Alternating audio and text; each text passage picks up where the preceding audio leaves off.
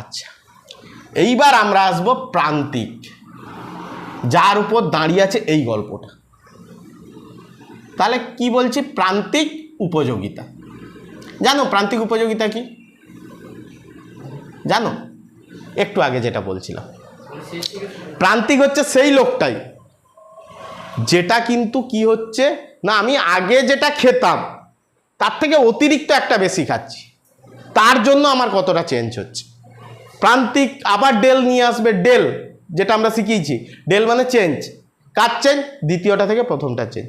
এখানে কিন্তু 1 থেকে আমি 4-এ চলে যেতে পারবো না। খুব সহজ করে বোঝো, আমরা যেভাবে সিঁড়িতে উঠি, তুমি কি 1 নম্বর সিঁড়ি থেকে 4 নম্বর সিঁড়িতে পা দাও? দাই না। 1 নম্বর সিঁড়ি থেকে 4 নম্বর সিঁড়িতে পা দেওয়া সম্ভব? দেই না। ঠিক প্রান্তিক উপযোগিতার কনসেপ্টে এই কথাটাই মাথায় রাখবে যে আমরা যে সিঁড়িটা চড়ি সেই সিঁড়িটা 1 নম্বর ধাপ থেকে 2 নম্বর ধাপে চড়ি, আবার 2 নম্বর থেকে 3 নম্বর ধাপে চড়ি, 3 নম্বর থেকে 4 নম্বর ধাপে চড়ি। প্রান্তিক উপযোগিতা ঠিক তাই। কি? আগে ডেফিনেশনটা আমি বলে দেই। অতিরিক্ত 1 একক দ্রব্য, দেখো উপযোগিতা বলেছে বলে আমি দ্রব্য ভোগ করার কথা বলবো, উৎপাদন হলে অন্য কথা বলবো, ব্যয় হলে অন্য কথা বলবো। তাহলে কি বলছি না, অতিরিক্ত কি বললাম? অতিরিক্ত একটা সিঁড়ি চড়ছি, তাহলে অতিরিক্ত 1 একক দ্রব্য ভোগ করব। অতিরিক্ত 1 একক দ্রব্য ভোগ করার জন্য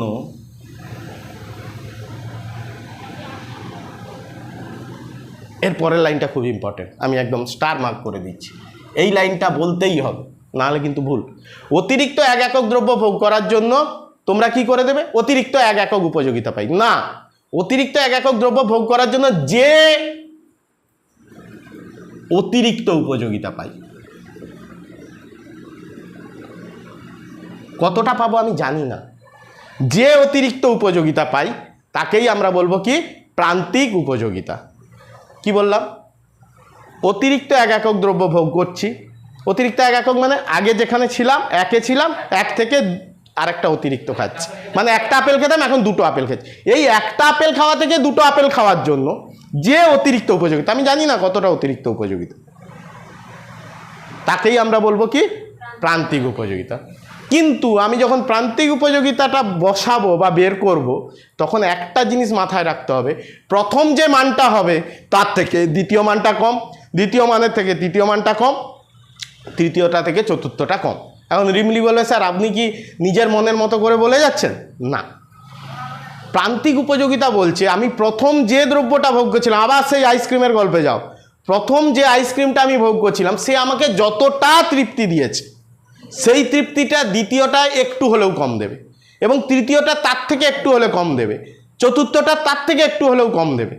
কখনোই প্রথমটা যতটা তৃপ্তি দিচ্ছে সেই একই লেভেলে তৃপ্তি দিতে পারবে না। এটা তোমরা বাস্তবেও দেখতে পাবে।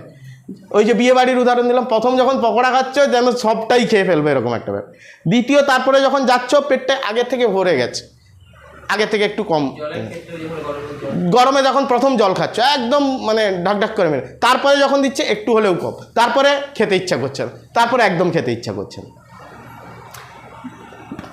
বিয়ে বাড়ির গল্পের সঙ্গে প্রান্তিক উপযোগিতার সম্পর্ক তুমি একদম মিল পাবে। শেষে যখন পায়েস আসছে বা মানে যে তরকারি দিচ্ছে, তার মানে কি যে আমি যে উপযোগিতাটা প্রথমে পাচ্ছি সেটা পরে পাবো না। এটা অনেকগুলো দ্রব্য দিয়ে বলছি বিয়ে বাড়ির ক্ষেত্রে। কিন্তু আমি যদি আইসক্রিমের কথা ভাবি বা ডাবের কথা ভাবি, গরমকালে ডাব প্রথম যখন খাচ্ছি সে 40 টাকা দিয়ে হলেও ঢকঢক করে খেয়ে নিচ্ছি, দ্বিতীয়টার জন্য 40 টাকা বের করতে হলে একটু কিন্তু গায়ে লাগবে যে না আর না হলেও চলবে, অনেকটা পেট ভরে গেছে ভাই, দেখবে একটা খেয়ে চলে যায়। বেশিরভাগ মানুষেরই বৈশিষ্ট্য একটা খায় চলে যায়।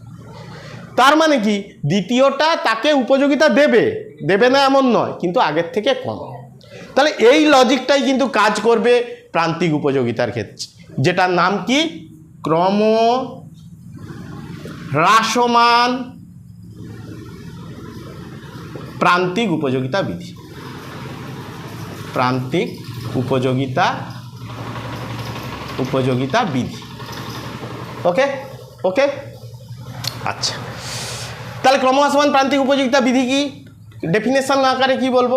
তোমরা তো বুঝে গেলে ব্যাপারটা। ডেফিনেশনটা কি বলবো? অতিরিক্ত 1 একক দ্রব্য এক একক নয়, সেটা প্রান্তিক উপযোগিতা। প্রান্তিক আর ক্রমহ্রাসমান প্রান্তিক দুজনের মধ্যে পার্থক্য আছে। হ্যাঁ, যে আমরা যখন বেশি বেশি করে দ্রব্য ভোগ করব বা অতিরিক্ত আকারে দ্রব্য ভোগ করব, তখন কিন্তু আমার উপযোগিতাটা বা প্রান্তিক উপযোগিতাটা আস্তে আস্তে করে হ্রাস পাবে।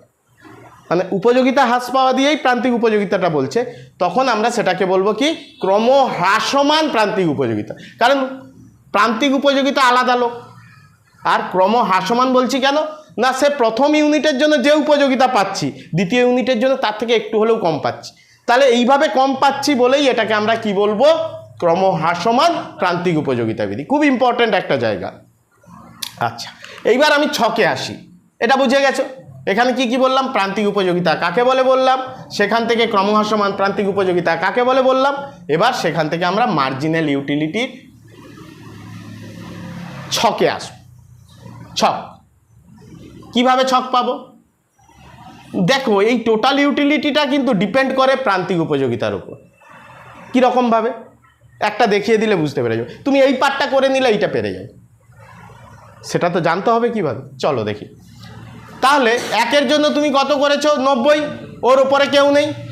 আমার সূত্র কি ছিল, অতিরিক্ত এক এককের জন্য যেটা আমি ধরে নিলাম 90 থেকে, এখানে 0 ছিল 0, এটা 90 থেকে 0 বাদ দিলে 90, আমি ধরে নিলাম। এটা অনেকে ড্যাশ দিয়ে দেয়, তারপর থেকে শুরু হয়, 90 লিখলেও ভুল কেন না, আমার উপরে কেউ নেই।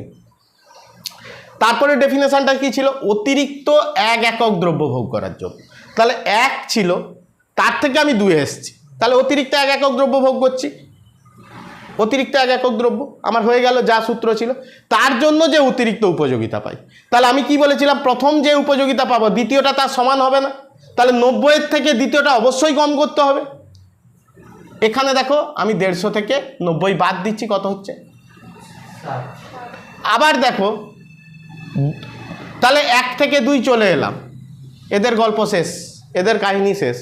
এইবার কার কাহিনী শুরু হবে, 2 থেকে 3। দেখো 1 আর 2 এর মধ্যে 2 বড় ছিল, 1 ছোট ছিল, তাহলে এইটা থেকে এইটা বিয়োগ করেছিলাম। এইবার দেখো 2 থেকে 3-এ যাচ্ছি, তাহলে 2 থেকে 3-এ যাওয়াটা অতিরিক্ত এক একক, তাহলে এই 3 থেকে 2 বাদ দিচ্ছি আমরা। তখন দেখো 2 ছোট 3 বড়, একটা সময় 2 বড় ছিল 1 ছোট ছিল, তার বয়স বেড়েছে, বয়স বাড়তে 3 বড় হয়ে গেছে 2 ছোট হয়ে গেছে। আবার এরপরে যখন 4 আসবে,